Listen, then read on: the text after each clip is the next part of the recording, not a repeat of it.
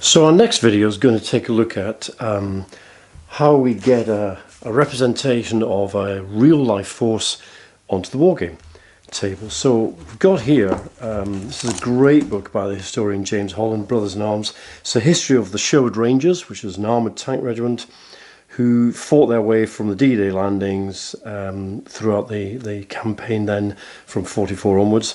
And there's a really helpful diagram towards the end, Appendix 1 of this book, which shows you a British Armoured Regiment in all of its glory.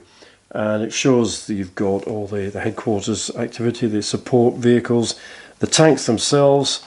And as you can see, the tanks are not the majority of what's going on here, but they are the pointy end, the sharp end that makes all the difference. Now, this is a lot of vehicles, a lot of armoured fighting vehicles, a lot of support vehicles with jeeps and trucks, etc. So how on earth do you represent that on a Wargames table?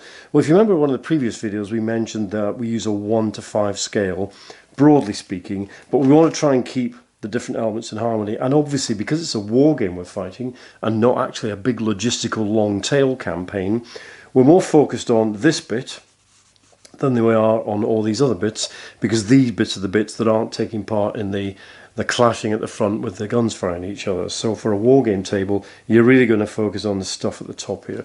So if we just park that book to one side for a second, this is a rapid fire war games guide to putting these units together, and in this case it's a British tank regiment, and as you can see there, a lot less vehicles than were in that organisation that you saw.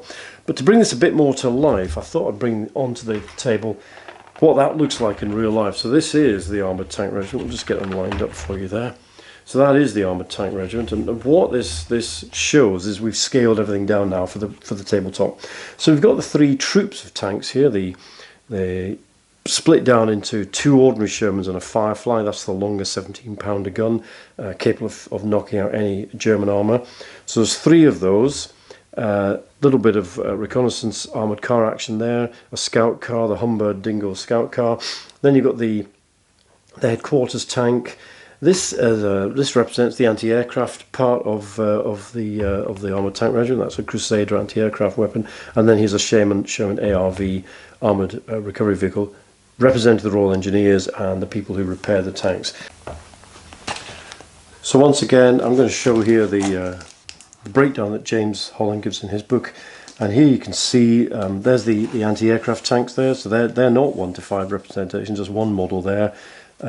Here's the tank troops. So as you can see, it's a much slimmed down version, but it means that when you're on the Wargames table with this unit, it's got the relative hitting power of the other scaled down units on the table. So these models will give you the same impact as an armoured regiment would have on a real battlefield against similarly sized opponents. So if these guys come up against elements of a German regiment or whatever it might be, this will have the same impact on the scaled down German regiment that the full-size ones would have against each other. So that's just an example of how we scale things down to make them work on the tabletop.